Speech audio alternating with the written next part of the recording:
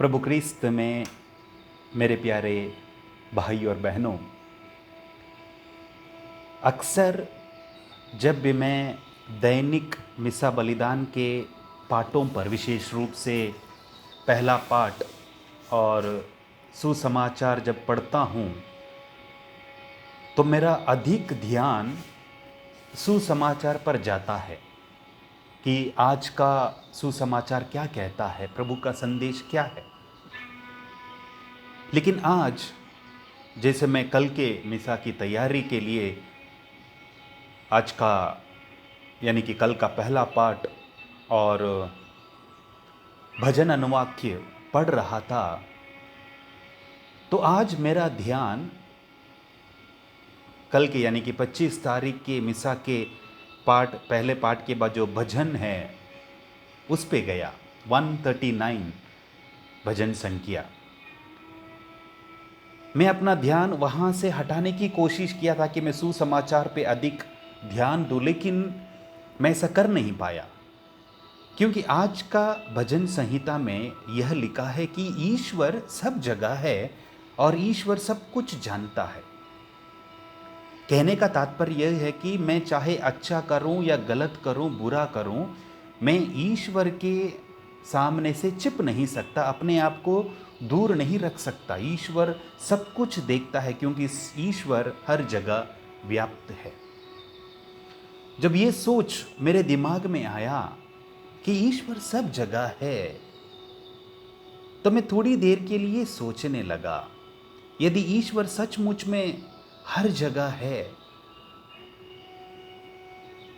तो आजकल जो हमारे दुनिया में हो रहा है, विशेष रूप से हैती में जो भूकंप आया, काफ़ी लोगों ने अपनी जान गंवाई और अभी भी लोग उलझ रहे हैं, परेशान हैं।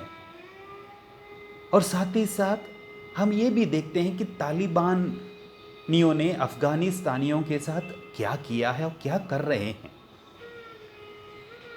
हम शायद इस बात पे ज़्यादा जोर या ध्यान नहीं देते, क्योंकि हम सुरक्षित हैं, हमें अपना दैनिक जीवन का भोजन मिल रहा है, हमारा ज़िंदगी आराम से कट रही है।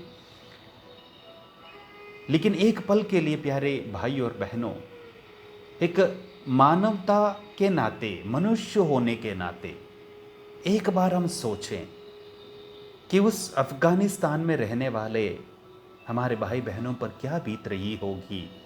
चाहे किसी भी धर्म का क्यों ना हो, धर्म बाद में आता है, पहले इंसानियत है, मनुष्य है, सभी को ईश्वर ने बनाया है।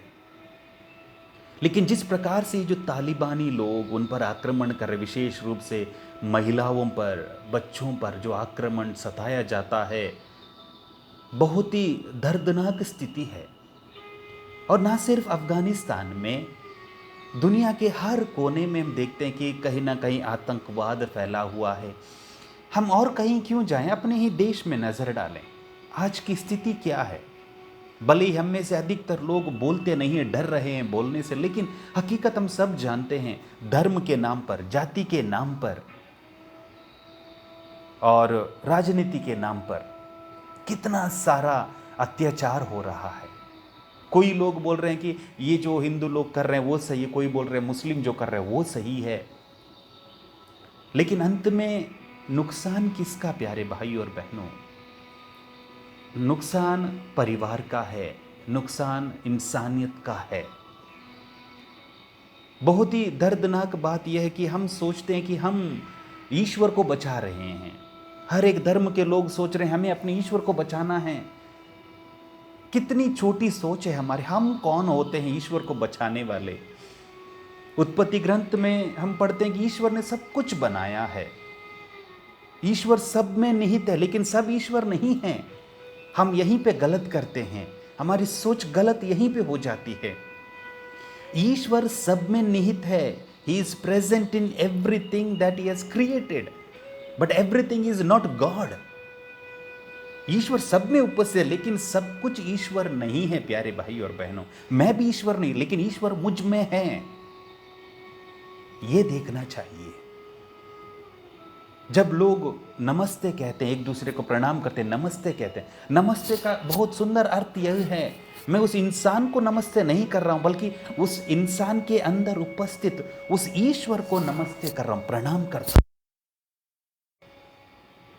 जब हमारे जीवन में दुख संकट आते हैं, परेशानी आती हैं, बीमारियां आती हैं, जब हम अपने प्रियजनों को खोते हैं, तो ऐसी स्थिति में ये अनुभव करना, कि ये विश्वास करना कि ईश्वर हमारे साथ है, बहुत मुश्किल है, बहुत कठिन है।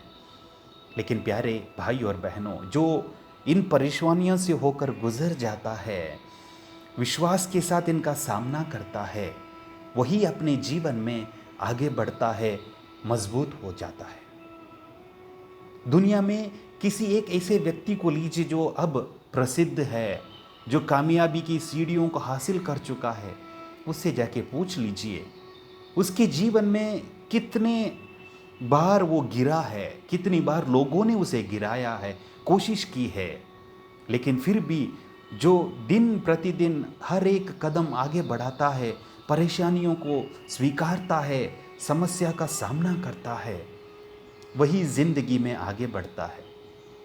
हम क्या करते हैं, अक्सर हम परेशानियों से दूर भाग जाते हैं या परेशानियों को हटाकर दूसरी जगह रखने की कोशिश करते हैं। ऐसे करने से समाधान नहीं होता प्यारे भाई और बहनों। मान लीजिए मेरे पास ये कलम है, इसमें इंक नहीं है, अभी प्रॉब्लम है, इसमें इंक नहीं है, स्याही नहीं है, लिख नहीं पा रहा हूँ, तो मैं इस पेन को और कहीं रखने से इस पेन की समस्या हल नहीं हो जाता।